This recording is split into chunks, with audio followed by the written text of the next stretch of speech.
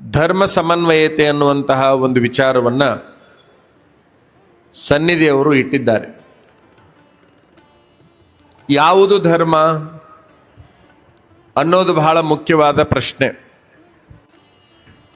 ನಿಮಗೆಲ್ಲ ನೀರಿನ ಧರ್ಮ ಯಾವುದು ಅಂತ ಕೇಳಿದರೆ ಗೊತ್ತು, ನಿಮಗೆ ಹರಿಯೋ ಧರ್ಮ ಅಂತ. ನೀರಿಂದು ಹರಿಯೋ ಧರ್ಮ. ಗಾಳಿಯದು ಯಾವ ಧರ್ಮ ಅಂತ ಕೇಳಿದರೆ ಬೀಸುವ ಧರ್ಮ. ಬೆಂಕಿಯದು ಯಾವ ಧರ್ಮ ಅಂತ ಕೇಳಿದರೆ ಸುಡುವುದು ಅದರ ಧರ್ಮ.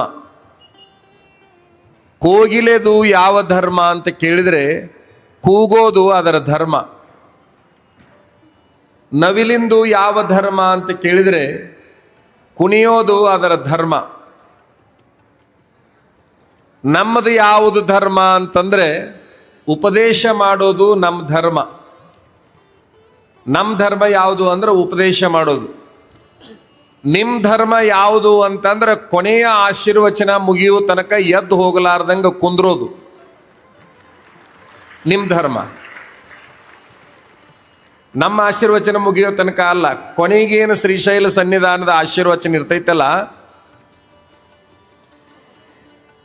ಅವ್ರದ್ದು ಮುಗಿಯೋ ತನಕ ಇಲ್ಲಿ ಕುಂದ್ರೋದು ನಿಮ್ಮ ಧರ್ಮ. ಈಗ ಈ ಕಾರ್ಯಕ್ರಮಕ್ಕೆ ಬಂದು ಕುಂತು ಎದ್ದು ಹೋಗ್ಯಾರಲ್ಲ, ಅವ್ರದ್ದು ಪೂರ್ಣ ಧರ್ಮ ಅಲ್ಲ, ಅರ್ಧ ಧರ್ಮ. ಇಲ್ಲಿ ಬಂದೇ ಇಲ್ಲಲ್ಲ ಅವ್ರದ್ದು ಯಾವ ಧರ್ಮ ರೀ ಅಂತ ಕೇಳಿದ್ರೆ ಅವ್ರ ಕರ್ಮ ಇಲ್ಲಿಗೆ ಬರ್ಗೊಟ್ಟಿಲ್ಲ ಅವ್ರನ್ನ, ಅಥವಾ ಅಧರ್ಮ ಅಂತ ಅನ್ಕೊಳ್ಳಿ. ಎಲ್ಲದಕ್ಕೂ ಧರ್ಮ ಇದೆ. ನಾವು ನಿಮ್ಮ ಕಡೆಗೆ ಮುಖ ಮಾಡಿ ಕುಂದ್ರಬೇಕನ್ನೋದು ಧರ್ಮ, ನೀವು ನಮ್ಮ ಕಡೆಗೆ ಮುಖ ಮಾಡಿ ಕುಂದ್ರಬೇಕನ್ನೋದು ಧರ್ಮ. ಇಲ್ಲಿ ನಡೆದ ಎಲ್ಲ ವರದಿಯನ್ನ ರಾಷ್ಟ್ರಕ್ಕೆ ಮುಟ್ಸೋದು ಈ ವರದಿಗಾರರ ಧರ್ಮ. ಬರಿತಾ ಇದ್ದಾರೆ ನೋಡ್ರಿ, ಅದು ಅವ್ರ ಧರ್ಮ. ಇಲ್ಲಿ ಯಾವುದೇ ಅಶಿಸ್ತು ಆಗಲಾರ್ದಂಗೆ ನೋಡಿಕೊಳ್ಳೋದು ಪೊಲೀಸ್ ಇಲಾಖೆಯ ಧರ್ಮ. ಬಂದ ಜನರಿಗೆ ಊಟ ನೀರನ್ನು ಕೊಡೋದು ಈ ಯಡೂರು ಗ್ರಾಮದ ದೈವದ ಧರ್ಮ, ಗುರು ಹಿರಿಯರ ಧರ್ಮ, ಹುಡುಗರ ಧರ್ಮ. ಈ ಊರನ್ನವ್ರ ಧರ್ಮ ಯಾವುದಪ್ಪ ಅಂದ್ರೆ ಪರಸ್ಥಳದವ್ರಿಗೆ ಮೊದಲು ಊಟ ಮಾಡಿಸಿ ಉಳಿದ್ರೆ ತಾವು ಊಟ ಮಾಡೋದೇನೈತಲ್ಲ ಅದು ಮೂಲ ಧರ್ಮ. ಬೇರೆ ಊರನ್ನವ್ರು ಭಾಳ ಮಂದಿ ಬಂದಾರ, ಬಾ ಮೊದಲು ನಮ್ಮದು ಮುಗಿಸಿಕೊಂಡು ಬಿಡುನು ಅಂತ ಹೇಳಿಬಿಟ್ರೆ ಅದು ಪೂರ್ಣ ಧರ್ಮ ಅಲ್ಲ, ಅದು ಅಧರ್ಮನೇ. ಉಳಿದ್ರ ಅನ್ನೋ ಪ್ರಶ್ನೆನೇ ಇಲ್ಲ, ಪೀಠಕ್ಕೇನು ಕಡಿಮೆ ಇಲ್ಲ. ಅದು ಸಾಕಷ್ಟು ದಾಸೋಹ ನಡೆದಿರುತ್ತದೆ. ಎಲ್ಲದಕ್ಕೂ ಧರ್ಮ ಇದೆ, ಪ್ರತಿಯೊಂದಕ್ಕೂ ಧರ್ಮ ಇದೆ. ಆದರೆ ಗುರುಗಳ ಉದ್ದೇಶ ಏನೈತಂದ್ರೆ ಧರ್ಮ ಎಲ್ಲ ಕಡೆಗೂ ಇದೆ, ಆದರೆ ಅದರ ಸಮನ್ವಯ ಆಗಬೇಕು ಅಂತಕ್ಕಂಥದ್ದಿದೆ. ಆ ಧರ್ಮದ ಸಮನ್ವಯ ಅನ್ನೋದೇನೈತಲ್ಲ ಇದು ಧರ್ಮ ಸಭೆ ಅಲ್ಲ, ಸಮನ್ವಯವನ್ನು ಮಾಡುವ ಧರ್ಮ ಸಭೆ. ಯಾವುದನ್ನು ಸಮನ್ವಯ ಮಾಡಬೇಕು? ನಾವು ಇಸ್ಲಾಂ, ಕ್ರೈಸ್ತ, ಬೌದ್ಧ, ಜೈನ್, ಸಿಖ್, ಯಹೂದಿ ಹಿಂಗ ಬೇರೆ ಬೇರೆ ಧರ್ಮಗಳನ್ನು ಮಾತಾಡಲಿಕ್ಕೆ ನಮಗೊಂದು ಸ್ವಲ್ಪ ಮುಜುಗುರ ಆಗ್ಲಿಕ್ಕೆ ಹತ್ತಿದೆ. ಯಾಕೆ ಅಂತಂದ್ರೆ ಈ ವೀರಶೈವರೊಳಗನ ಎರಡು ಮಾಡಬೇಕು ಅನ್ನೋರು ಹೊಂಟಾರ. ಒಬ್ಬರು ಲಿಂಗಾಯತ ಮಾಡ್ಬೇಕಂತಾರ, ಒಬ್ಬರು ವೀರಶೈವ ಮಾಡ್ಬೇಕಂತಾರ. ಆದ್ರೆ ಪೀಠಗಳಿಂದ ಹಿಡ್ಕೊಂಡು ನಾವೆಲ್ಲರೂ ಏನಂತೀವಿ ಅಂದ್ರೆ ವೀರಶೈವ ಬೇರೆ ಅಲ್ಲ, ಲಿಂಗಾಯತ ಬೇರೆ ಅಲ್ಲ, ಇವು ಎರಡೂ ಸಮನ್ವಯದ ಪದಗಳು. ಇದು ನಿಜವಾದ ವೀರಶೈವ ಲಿಂಗಾಯತ ಧರ್ಮ, ಇದು ಸಮನ್ವಯ ಧರ್ಮ ಅಂತ ನಾವು ಹೇಳಾಕತ್ತೀವಿ.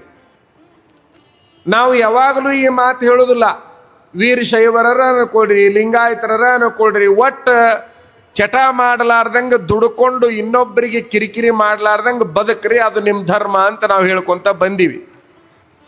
ಇಷ್ಟ ನಾವು ಹೇಳೋದು, ಪೀಠಗಳು ಹೇಳೋದು ಅದನ್ನೇ, ನಾವು ಹೇಳೋದು ಅದನ್ನೇ, ಇದನ್ನೇ ಹೇಳ್ತೀವಿ ನಾವು. ಆದ್ರೆ ಒಂದು ಸರ್ಕಾರ ರಚನೆ ಆದ ಕೂಡಲೇ ಲಿಂಗಾಯತ ಪ್ರತ್ಯೇಕ ಧರ್ಮ ಮಾಡ್ಬೇಕು ಅನ್ನೋದೊಂದು ಧ್ವನಿ ಹೇಳ್ತೈತಲ್ಲ, ಅವ್ರು ಎದ್ದು ಕೂಡಲೇ ನಾವು ಬಡಿಗೆ ತಗೊಂಡು ಎದ್ದ ಬಿಡ್ತೀವಿ. ಅವ್ರನ್ನ ಓಡಿಸೋ ತನಕ ನಾವು ವಿಶ್ರಾಂತಿ ತಗೊಳ್ಳೋದನ್ನೇ ಇಲ್ಲ. ನಾವು ಉಳಿದ ಟೈಮ್ನಾಗ ಸುಮ್ಮ ಕುಂದಿರ್ತೀವಿ, ಆದ್ರೆ ಗೋಜಿಗೆ ಹೋಗುದಿಲ್ಲ ನಾವು. ಯಾರು ಧರ್ಮವನ್ನು ಒಡಿಬೇಕಂತಾರೆ ಅವ್ರನ್ನ ನಾವು ಹೊಡಿಬೇಕಂತೇವೆ. ಏನಂತೀವಿ? ಯಾರು ಧರ್ಮವನ್ನ ಒಡಿಬೇಕಂತಾರೆ ಅವ್ರನ್ನ ಸಮಾಜ ಹೊಡಿಬೇಕು ಅನ್ನುವಂಥದ್ದು ನಮ್ಮ ನಿರ್ಣಯ. ಯಾಕೆ? ಒಂದು ದೇವಸ್ಥಾನಕ್ಕೆ ತೊಂದರೆಯಾದರೆ ಆ ಊರು ಹೇಳುತ್ತದೆ. ಒಂದು ದೇವಸ್ಥಾನಕ್ಕೆ ತೊಂದರೆ ಆದರೆ ಆ ಊರು ಹೇಳಬೇಕು, ಆ ಊರು ಜಾಗೃತ ಆಗಬೇಕು. 6 ಕೋಟಿ ಜನಸಂಖ್ಯೆಯನ್ನು ಉಳ್ಳಂತಹ ಈ ಸಮಾಜಕ್ಕೇನಾದರೂ ಧಕ್ಕೆ ಆಗುತ್ತೆ ಅಂತಂದ್ರೆ ಎಲ್ಲರೂ ಕೂಡ ಹೇಳ್ಬೇಕೇ ಹೊರತಾಗಿ ಇಲ್ಲ ಅಂತಂದ್ರೆ ಇದು ಉಳಿಗಾಲ ಇಲ್ಲ ಅನ್ನುವಂತಹದ್ದನ್ನು ನೀವು ಗಮನದಾಗ ಇಟ್ಕೊಳ್ರಿ. ಧರ್ಮ ಸಮನ್ವಯ ಅಂತಂದ್ರೆ ಇರುವ ಸಮನ್ವಯ ಧರ್ಮದಲ್ಲಿ 2 ಭಾಗ ಮಾಡಕ್ಕೆ ಹೊರಟಾಗ ಅಲ್ಲೊಂದಿಷ್ಟು ಹೋರಾಟದ ಮುಂಚೂಣಿ ಒಳಗೆ ಬರ್ತಕ್ಕಂಥದ್ದು ಏನೈತಲ್ಲ ಅದು ನಮ್ಮ ನಿಜವಾದ ಧರ್ಮ ಅಂತಕ್ಕಂಥದ್ದು. ಈಗ ಒಡಿಬೇಕನ್ನವರಿಗೆ ಹೊಡಿಬೇಕು ಅನ್ನುವಂಥ ಶಬ್ದ ವರದಿಗಾರರಿಗೆ ರುಚಿ ಅನಿಸುತ್ತಿದ್ದು ಬರಬ್ಬರಿ ಹೇಳಿದ್ರಳಂತ ಅಂತಿರ್ತಾರೆ. ಅದು ಯಾವುದೇ ವರದಿ ಇರಬಹುದು. ಆದರೆ ನಮ್ಮ ಗಮನದಲ್ಲಿ, ನಿಮ್ಮ ಗಮನದಲ್ಲಿ ನಾವು ತರೋದು ಅಂತಂದ್ರೆ ಎಲ್ಲ ಧರ್ಮಗಳು ಏನು ಹೇಳ್ತಾವಂತಂದ್ರೆ ಆ ಧರ್ಮಕ್ಕೆ ಚ್ಯುತಿ ಬಂದಾಗ ಆ ಧರ್ಮದವರು ಸುಮ್ಮನೆ ಕುಂದ್ರಬಾರ್ದು ಅಂತ ಹೇಳ್ತದೆ ಧರ್ಮ. ಧರ್ಮಕ್ಕೆ ಚ್ಯುತಿ ಬಂದಾಗ ಧರ್ಮದಲ್ಲಿರೋರು ಯಾರೂ ಸುಮ್ಮನೆ ಕುಂದ್ರಬಾರ್ದು. ಈಗ ಉದಾಹರಣೆಗಾಗಿ ಮಗಳು ಅಪ್ಪಗೆ ಬ್ಯಾಡಾಗಿ ಮದುವೆ ಆಗಿದ್ಲು. ಯಾವ ಮಗಳು? ಪರಮೇಶ್ವರನ ಮಗಳು ಮದುವೆ ಆಗಿದ್ಲು. ದಕ್ಷ ಬ್ರಹ್ಮನ ಮಗಳು ಪರಮೇಶ್ವರನನ್ನ ಮದುವೆ ಆಗಿದ್ಲು, ಪಾರ್ವತಿ. ಹೌದಾ? ಅದು ದಕ್ಷಿಣ ಮಗಳು ದ್ರಾಕ್ಷಾಯಿಣಿ ಅಂತಾರ. ಇರ್ಲಿ, ಪಾರ್ವತಿ ಪರಮೇಶ್ವರನ ಮದುವೆಯನ್ನ ಆದ್ಲು. ಅವರ ಅಪ್ಪನಿಗೆ ಮನಸ್ಸಿದ್ದಿಲ್ಲ, ದಕ್ಷ ಬ್ರಹ್ಮನಿಗೆ ಮನಸ್ಸಿದ್ದಿಲ್ಲ. ಅವನಿಗೆ ಏನು ಮನಸ್ಸಿತ್ತು ಅಂತಂದ್ರ ಹರಿಗೆ ಕೊಡಬೇಕು, ವಿಷ್ಣುವಿಗೆ ಕೊಡಬೇಕು ಅಂತ ಮನಸ್ಸಿತ್ತು. ವಿಷ್ಣುವಿಗೆ ಯಾಕೆ ಕೊಡಬೇಕು ಅಂತ ಮನಸ್ಸಿತ್ತಪ್ಪ ಅಂದ್ರೆ ವಿಷ್ಣುವಿನ ಮೈ ತುಂಬ ಬಂಗಾರ, ಪಿತಾಂಬ್ರ, ಏನು 1-2 ವೈಭವ ಬಾಳಿತ್ತು. ಆ ವೈಭವವನ್ನು ನೋಡಿ ಈ ಜಗತ್ತಿನೊಳಗೆ ಎಲ್ಲ ಹೆಣ್ಣು ಹಡ್ದವ್ರು ಆಸೆ ಪಡೋದೇನು? ಮಗಳನ್ನ ಬಹಳ ಶ್ರೀಮಂತ ಮನೆತನಕ್ಕೆ ಕೊಡಬೇಕಂದಂಗ ದಕ್ಷಿಣ ಆಶೆನೂ ಕೂಡ ಅದೇ ಆಗಿತ್ತು, ನನ್ನ ಮಗಳನ್ನ ಚಲೋ ಮನೆತನಕ್ಕೆ ಕೊಡಬೇಕು ಅಂತ ಹೇಳಿ. ಆದ್ರೆ ಮಗಳ ಆಸೆ ಏನಾಗಿತ್ತು ಅಂತಂದ್ರೆ ಸಂಪತ್ತಿಗೆ ಸೋತಿದ್ದಿಲ್ಲ ಆಕಿ, ಶಿವನಿಗೆ ಸೋತಿದ್ಲು. ಶಿವನನ್ನೇ ಮದುವೆ ಆಗಬೇಕು ಅಂತ ಅವಳು ನಿರ್ಣಯ ಮಾಡಿದ್ಲು. ತಂದೆಯ ಮತ್ತು ಮಗಳ ಆಸೆಯ ನಡುವೆ ಯಾವುದು ಗೆದ್ದಿತ್ತು ಅಂತಂದ್ರೆ ಮಗಳ ಗೆದ್ದು ಬಿಟ್ಲು. ಮಗಳು ಬಡ ಬಡ ಹೋಗಿ ಅವನು ಮದುವೆ ಆಗಿಬಿಟ್ಲು. ಮಗಳಿಗೆ ಭಾಳ ಹೇಳಿದ್ದವ ಅಪ್ಪ ಏನಂತ, ಏನು ನೋಡಿ ಮದುವೆ ಆಗ್ತೀಯ ಅವನ್ನ? ಅವ ಉಟ್ಕೊಂಡು ಹುಲಿ ಚರ್ಮ ನೋಡಿ ಮದುವೆ ಆಗ್ತೀಯ? ಅವ ಹಾಕಿಕೊಂಡ ಸರ್ಪಗಳು ಏನದವಲ್ಲ ಕೊರಳಾಗ ಅದನ್ನ ನೋಡಿ ಮದುವೆ ಆಗ್ತೀಯ? ಆ ರುದ್ರಾಕ್ಷಿ ಸರ ನೋಡಿ ಮದುವೆ ಆಗ್ತೀಯ?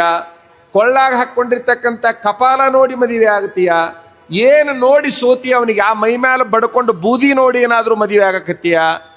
ಅವನಿಗೆ ಇರಾಕ್ ಒಂದು ಮನಿ ಇಲ್ಲ, ಸುಡುಗಾಡ್ದಾಗ ಮಲಗಾಕತ್ತೇನ, ಆ ಸುಡುಗಾಡು ನೋಡಿ ಮದುವೆ ಹಾಕಿಯ? ಅಂದ್ರೆ ಹುಡುಗಿ ಮನಸ್ಸು ಬದಲಿ ಮಾಡೋ ಸಲುವಾಗಿ ಇವನ್ನೆಲ್ಲ ಹೇಳ್ಬೇಕಾಕತಿ. ಅವರು ಹಂಗೆ ಹೇಳಿರ್ಬೋದು ಅಂತ ನಾವು ಅನ್ಕೊಂತೀವಿ. ಅಂತೂ ಒಟ್ಟಾರೆ ಏನೆಲ್ಲ ಹೇಳಿದ್ರು ಕೂಡ ಪಾರ್ವತಿಯ ಮನಸ್ಸು ಬದಲಾವಣೆ ಆಗಲಿಲ್ಲ. ಕೊನೆಗೂ ಮದುವೆ ಆದ್ಲು. ಆದ್ಮೇಲೆ ಕೈ ಬಿಟ್ಟು ಬಿಟ್ಟವ. ಯಾರು ಕೈ ಬಿಟ್ರಾಕಿನ? ಅಪ್ಪ ಕೈ ಬಿಟ್ಟು ಬಿಟ್ಟ. ಇನ್ನು ಮ್ಯಾಲೆ ಈಕಿನ ಮುಖ ನೋಡಬಾರ್ದು ಅಂತ.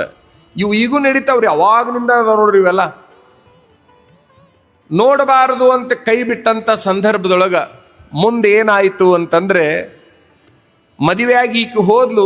ಬಹಳ ದೊಡ್ಡದೊಂದು ಕಾರ್ಯಕ್ರಮವನ್ನ ಇಟ್ಟುಕೊಂಡ ದಕ್ಷ. ಅದು ಮಹಾಯಾಗ, ದೊಡ್ಡ ಯಾಗ. ಈಗ ಹೆಂಗ ಸನ್ನಿಧಿಯವರು ಇಟ್ಟುಕೊಂಡಾರಲ್ಲ ಯಾಗವನ್ನ, ಹಿಂಗೊಂದು ದೊಡ್ಡ ಯಾಗ ಇಟ್ಟುಕೊಂಡವ. ಆ ಕಾರ್ಯಕ್ರಮಕ್ಕೆ ಎಲ್ಲರನ್ನೂ ಬರಮಾಡಿಕೊಂಡಿದ್ದ. ಮಗಳನ್ನು